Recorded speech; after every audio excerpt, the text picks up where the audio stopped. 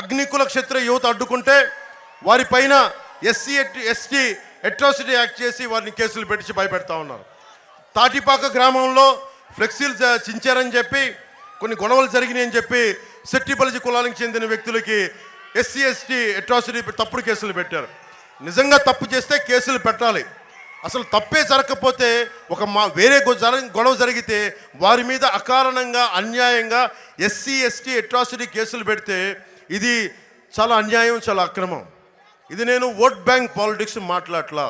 అంబేద్కర్ గారి రాజ్యాంగం ప్రతి ఒక్కరికి రక్షణ కల్పించబడింది. చట్టం నుంచి రక్షణ ప్రతి భారతీయుడికి, ప్రతి కులస్తుడికి కల్పించిన హక్కు.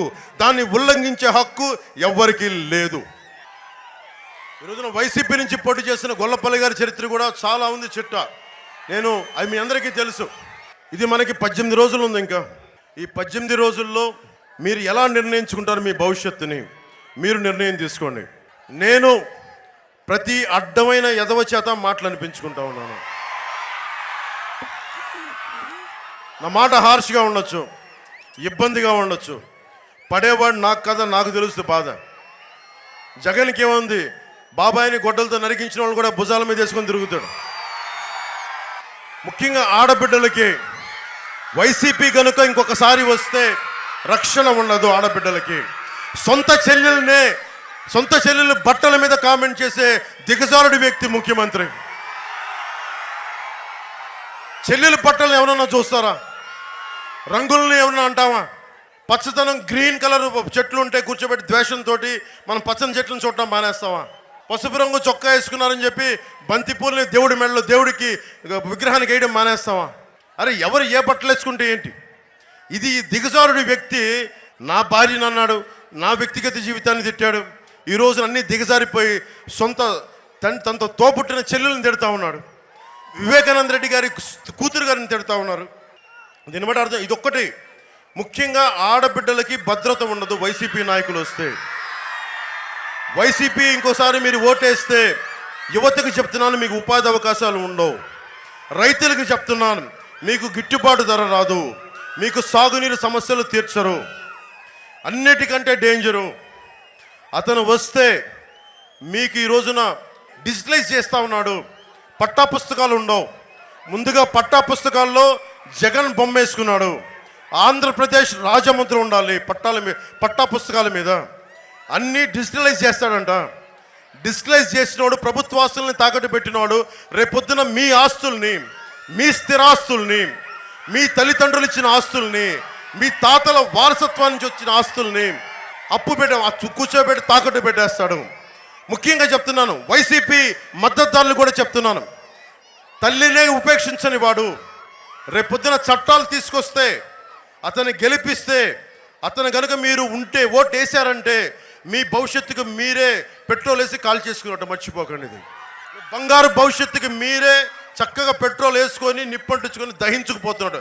దయచేసి వైసీపీకి ఓటేస్తే మీ నాశనాన్ని మీరే కొని తెచ్చుకున్నట్టు మర్చిపోకండి. ఎందుకంటే మీరు డిఎస్సి నోటిఫికేషన్ ఇవ్వాల.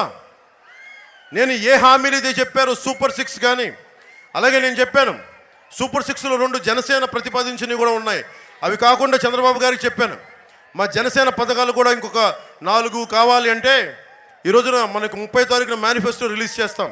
ఆ మేనిఫెస్టోలో చూడండి, అన్ని వర్గాలకి, ఎస్సీ వర్గాలకు కానీ, ఎస్టీ వర్గాలకు కానీ, ముస్లిం వర్గాలకు కానీ, కాపు, బీసీ ఏ కులాలకు సంబంధించిన అయినా సరే అన్ని పథకాలు ఉన్నాయి. ఆ పథకాలని ముందుకు తీసుకెళ్లే బాధ్యత జనసేన తీసుకుంటుంది. నేను ముందుండి నడిపిస్తాం, బాధ్యత తీసుకుంటాం, జవాబుదారీ దాన్ని తీసుకుంటాం. ముఖ్యంగా రైతాంగాన్ని చెప్తున్నాను, మీరు క్రాప్ హాలిడే ప్రకటించారు, మీరు నడుం బిగించాలి. యువతకు ఉపాధి అవకాశాలు లేవు, మీరు నడుం బిగించాలి. కూటమిని భారీ మెజారిటీతో గెలిపిస్తే తప్ప మీకు రక్షణ ఉండదు. ఎందుకంటే పట్టా పుస్తకాల్లో కూడా జగన్ బొమ్మ వేశారంటే అదేదో వాళ్ళ తాత ముళ్ళేలాగా, మొత్తం వాళ్ళ సంపదలాగా, వాళ్ళే పెట్టి పుట్టినట్టుగా, మనమేదో వాళ్ళ కింద కూర్చొని అడుక్కునే వాళ్ళలాగా.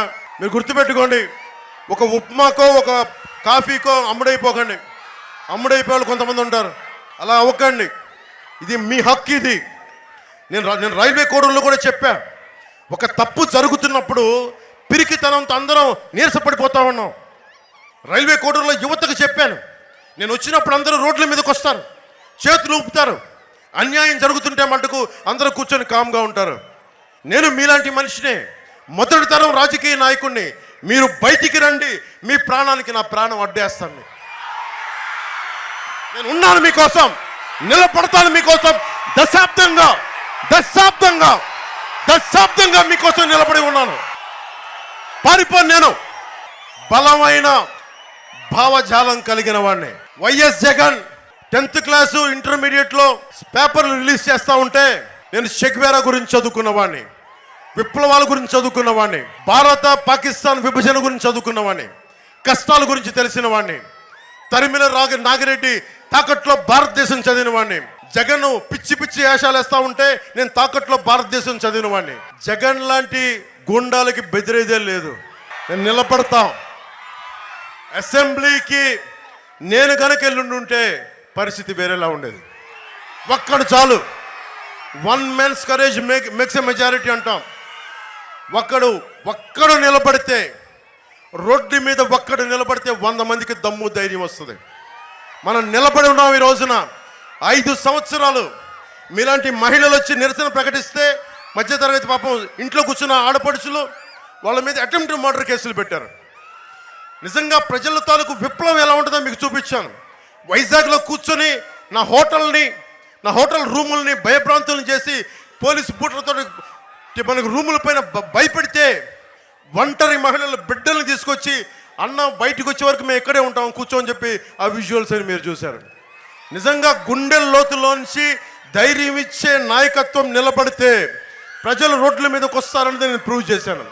ఈ రోజున జనసేన నాయకులు వరప్రసాద్ గారికి చెప్తున్నాను, తెలుగుదేశం తరఫున పోటీ చేస్తున్న హరీష్ గారికి, వాళ్ళ నాన్నగారు బలమైన గొప్ప నాయకులు బాలయోగి గారు, ఆయన స్ఫూర్తిని తీసుకొని ఆంధ్రప్రదేశ్కి మనం నిలబడాల్సిన అవసరం ఉంది.